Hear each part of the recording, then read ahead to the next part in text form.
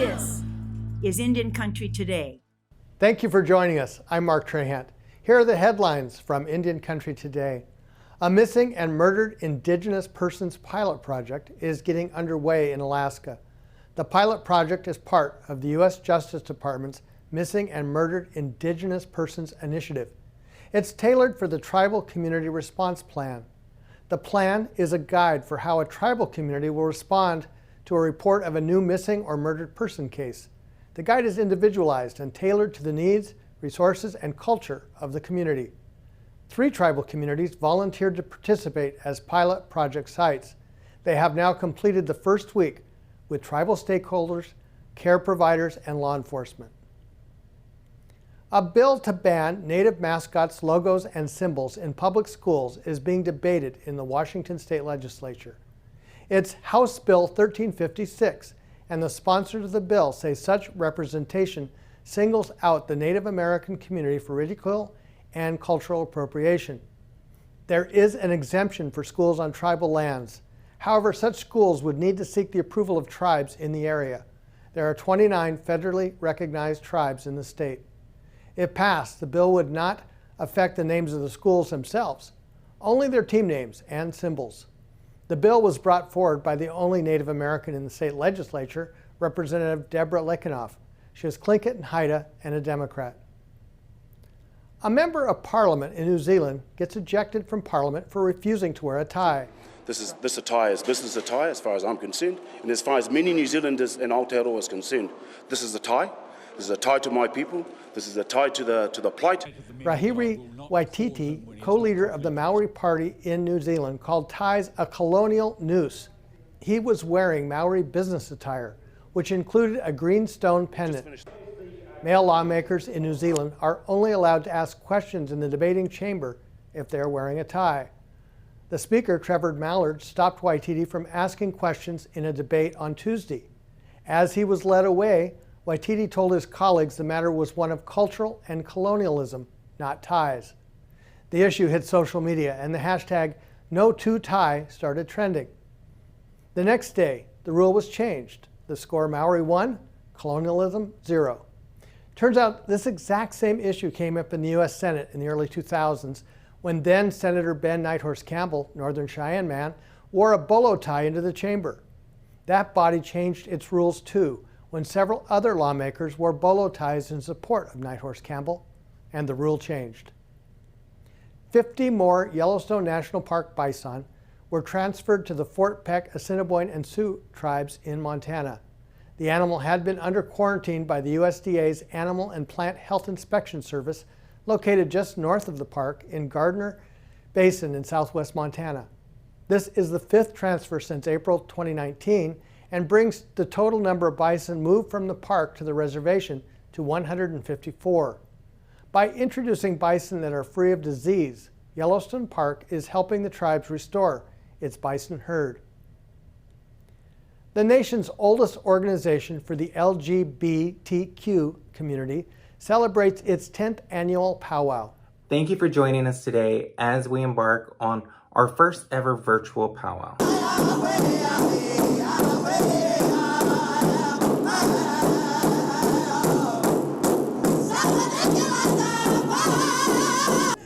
The Bay Area American Indian Two Spirits organization, founded in 1990, held a virtual Native American Two-Spirit powwow. The team behind this powwow seeks to degender these traditions and bring Two-Spirit people, those who do not identify within the gender binary, and bring together tribes across North and Central America. Throughout the past decade, it has engaged tens of thousands of Two-Spirit people and allies. It's helped launch a growing movement to increase the acceptance and visibility of Two-Spirit people. And those are the headlines from Indian Country Today. I'm Mark Trahant. When we come back, we'll take a native look at Valentine's Day.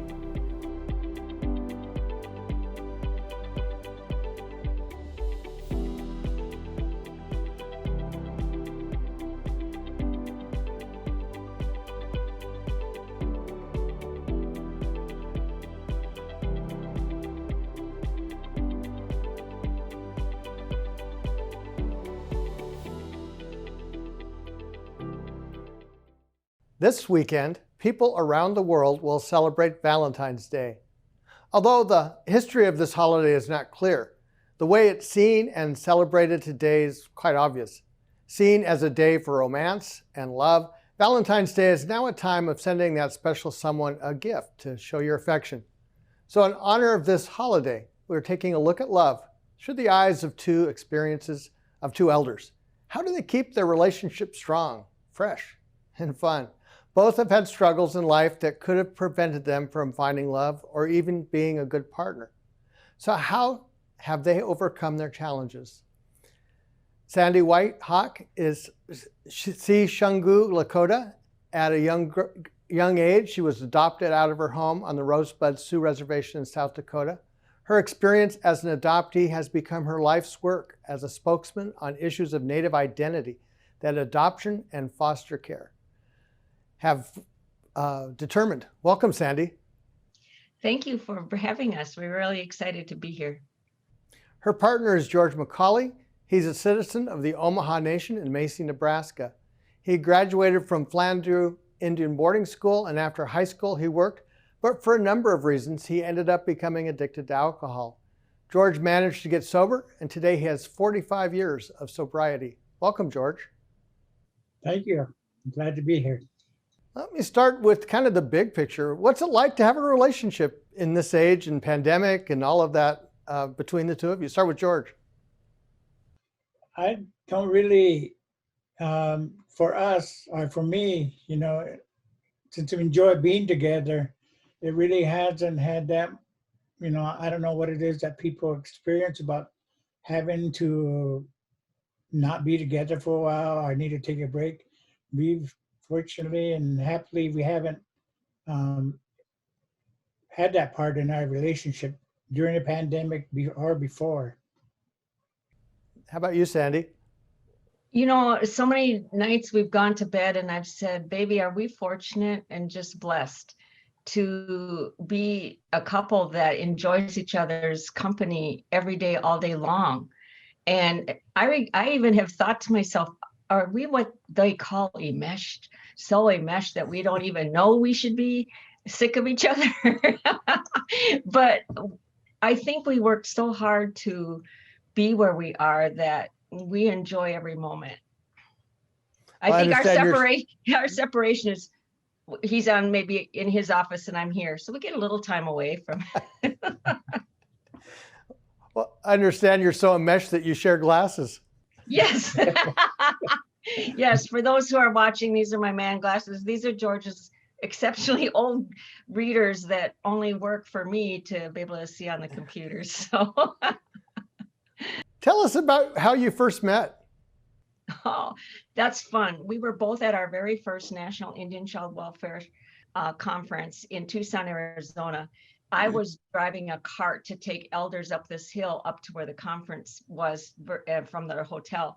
The last time I came down the hill in the morning, there was a guy standing there, long hair, cute, black pants, black shirt, black boots with those little silver accessories on the toe and on the heel. And I thought, but I was working. So, I said, hey, there's no elders here. You want to ride? And he looked around to make sure there was no elder and jumped in the cart, and we visited and talked.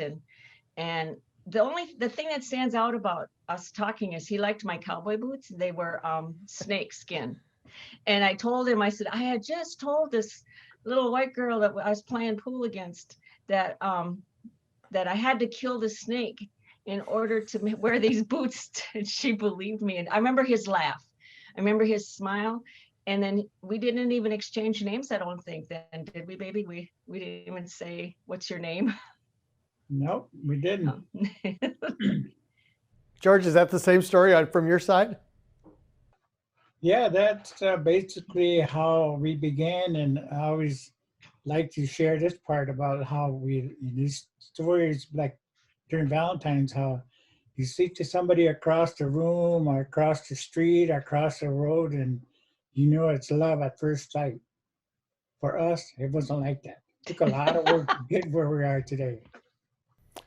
Well, speaking a lot of work, George, you've talked a lot about alcohol and how it can wreck a relationship. How did you decide to get sober and be a better partner? When I was had been in and out, been in treatment, detoxes, living on the street, and I'd been arrested again.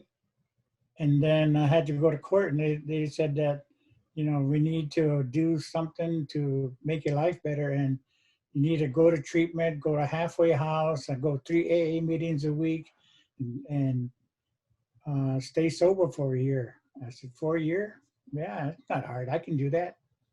So I completed the whole things that I was supposed to do, and still going. So that's been an awesome thing for me. And it took those things to get me on that path, and to see what a good life it is to be on that path. And how is it important to get support from your partner, Sandy? When and we were both sober a long time before we met, so we already had things in place that kept us sober, and just to be with somebody who knows and likes and lives that way of life makes it a lot easier when we know we have difficulty, or maybe things that we need to take care of. And that program is always there for us. And my partner Sandy is always there for me, and she understands exactly what's going on. I want to ask you, Sandy, about identity. It's an issue that's often hard to overcome, and you definitely can keep you from having a healthy relationship. How did you overcome your background and find that relationship? I got sober too when I was 35 years old. So in that healing process, during one of my sessions that I had, it came up that I had never looked at that my adoption impacted me. I didn't understand that. And I, ironically, I'd been to all these counselors so many years, and no one ever even talked about or asked me a question about what it had been like for me to grow up as the only brown girl in this town and family. But in the long run, the way it impacted me was I had a fear of being close. I had this deep fear of being close. And George has the opposite. He had the fear of abandonment. So we were like the couple least likely to succeed, because if you don't figure that out and then nurture each other in your fears, then it's not going to work. But so here's an example of something I overcame. So George loves to hold hands. He's very affectionate. And I was like, he wanted to hold my hand everywhere we went. And I'd be like, oh. So if there was a visual of what it felt like for me to hold hands all the time, like I could do it a little while, but not very long, it'd be like his other hand was around my neck. And in the beginning, I was even afraid to tell him that, because I didn't want to hurt his feelings about holding hands. But eventually I began to understand where that came from, why I had such a deep fear, and why it was so uncomfortable. And I now I love holding hands everywhere we go. But in the beginning, it was difficult. So he had opposite things that he had to work through, like if I was gone for work and things like that. Well, that really captures the idea that you might start off with love, but you really need to work at it too. Yep, really need to work at it. We were blessed to have a really great therapist at the Veterans Hospital here in Minneapolis. He was a Mexican man, and he just knew about, I think he never said it, but he had to know about historical trauma and all this stuff, because it just flipped the script for us. It was really amazing. Great help. And also what I really see is that we're so different. She's an extrovert. I'm an introvert. She used to drink Pepsi. I drink Coke. She has a PC laptop. I got an iMac, and she's on the east side of the house. I'm on the west side of the house. So many different things, but it works. Wow, I don't know how you get past the Coke and Pepsi. I know. And he puts his ketchup all over his French fries, and I put my ketchup on the side. It's like, yeah, it is really fun. The secret is if there's a secret, you want to call it a secret, is if you love that person, those are the things that make them who they are. Why would you, I remember even telling him when we got together that we were not going to argue about toothpaste caps, toilet seats, or other stuff, that was just off limits. We're not going to go there, and just let each be how we are. And I think that helped too, because I know there's stuff he probably do differently and stuff but this not important in terms of the heart. And shoes, lots of shoes. Oh yeah, when he was moving me into the apartment, I had all these shoes, and I told him the prenup was, you may never tell me I have too many pairs of shoes, ever. You cannot say, we already had something like that. And I said, you also can't tell me I have too many bottles of nail polish. That's just not going to happen. And then I told him, I said, the living room TV and remote is yours. You just watch whatever you want. You do your sports. TV in the bedroom and my remote, I will watch whatever I want. There will be no football in here. There will be no nothing like that in here. So it worked. Tell us about your posts called Life with George. Oh, Life with George. I started it because he is so much fun, and he harasses and teases me every day. And one time I thought to myself, if people really knew who George was, maybe they'd stop saying to me, oh my God, he's so sweet. I just love George. And so I thought, that's it. So when he would do things to me, I said, that's it. I'm putting you on blast. And I put it on Facebook. But it turned around that when we go places now, people come up to him and hug him. Women come up to him and hug him and go, oh my God, George, I just love you. And so it just turned out like that, which is fine. Well, happy Valentine's Day to you both. Thank you. Yeah. And thank you for sharing your tips on how to have a healthy relationship. Yes, thank you. We'll be right back.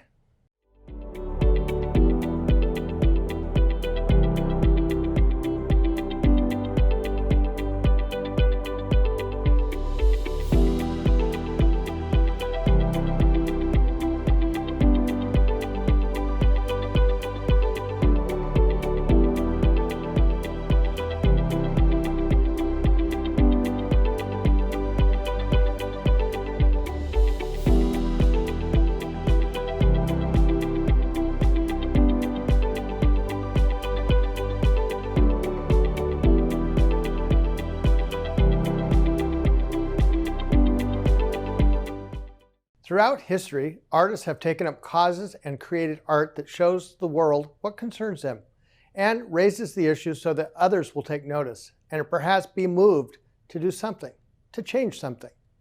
Sandra Hale Schulman recently profiled two artists who are doing just that with their work around the issue of missing and murdered Indigenous people. Her article, The Powerful Image of a Red Handprint, was recently posted on our website. Sandra joins us now to talk about her story and the images that are being created. Welcome, Sandra. Hi, good morning. One of the fashion designers you spoke to is Dante Biss-Grayson.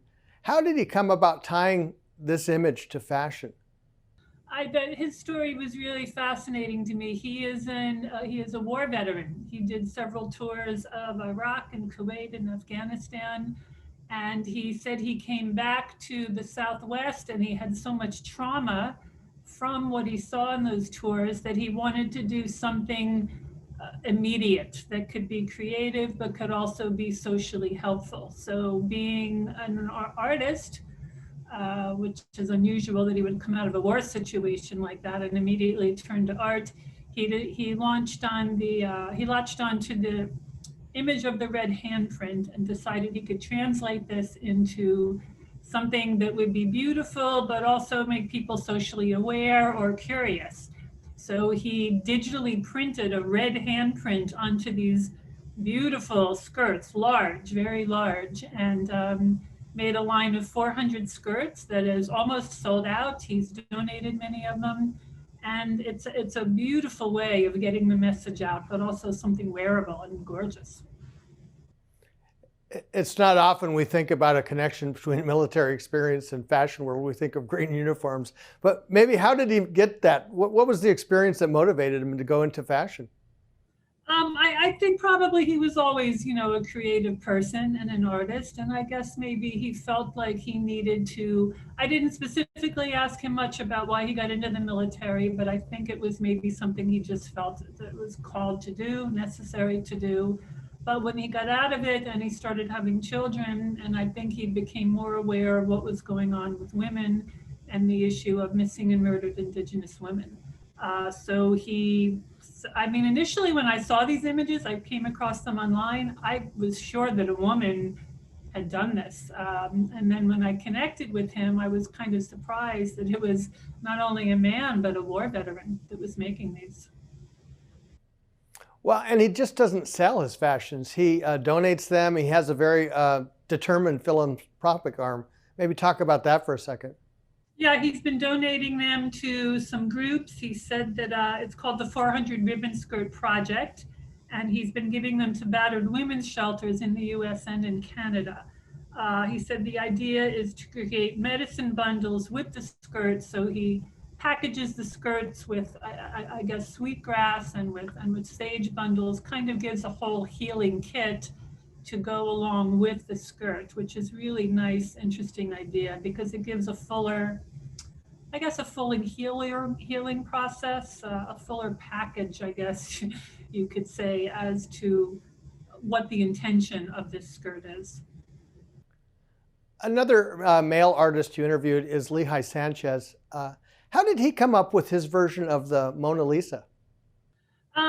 He has always been, if you follow him, I actually came to him through his fashions. He makes these gorgeous Navajo hats that he literally braids in crystals and pieces of turquoise and sage bundles into the hats, but he's also a visual artist. So the way that he has been doing his art is he takes classic images like of the Mona Lisa, and there's a famous painting of Vermeer, the girl with the pearl earring, and he translates them into native imagery. So this one that I found really striking, and in fact, I went ahead and I bought one of the signed prints from him, is called Creator's Promise, that he takes the Mona Lisa and updates it with Indigenous imagery. She has tattoos on her fingers that reads Missing Murdered Indigenous Women. The other hand reads Hope. She's got tattoos around her neck and her hand. She's got feathers in her hair, but she's got a big handprint across her face. So that is the strongest missing and murdered Indigenous women symbol. So one of the most powerful parts of the missing and murdered Indigenous women story is invisibility, and art has the potential to change that. How do you see that working with these pieces? Well, I think it's bringing a cultural issue that is very dark, but into the creative realm. And I think it reaches a whole new audience that way. People that are maybe only interested in art, may come to this issue. I mean, if I saw someone wearing one of these skirts, I would say, why is there a handprint? What does that mean? And then that leads you into a different avenue. The same with this Mona Lisa image that he made. Somebody would say, oh, it's the Mona Lisa, but then you really like it. You say, no, that's not. That's, as old, if not older than the Mona Lisa. And the red handprint being very strong, what has culturally happened to women and as a larger social issue. So I think art can really bring a whole new audience in a way that's maybe not so harsh and not so threatening, but more inviting. Do you think the fashion world and the art world together see this side of the story and connect to it?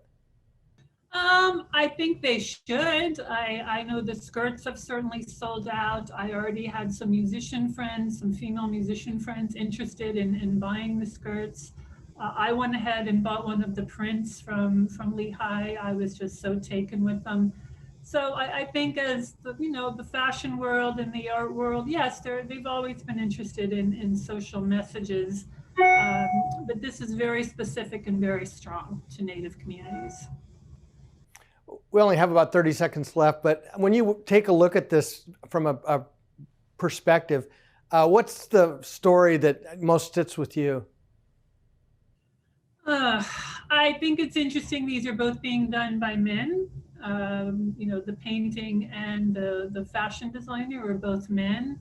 That they're connecting so strongly with these women's issues, I think is very interesting. I think it's a great kind of, a lot of native tribes were maternal, matrilineal societies. And of course, women elders, have always been the caretakers and are the strong people in these communities.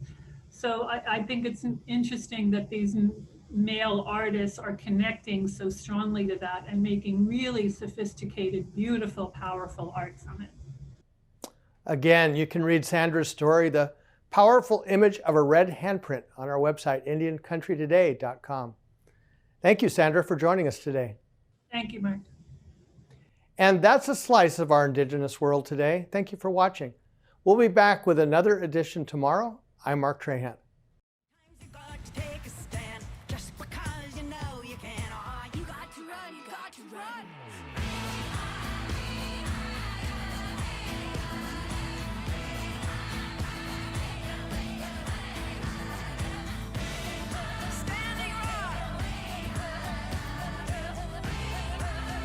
Indian Country Today is recorded at the Phoenix Indian School Visitor Center in Phoenix, Arizona. This is Indian Country Today.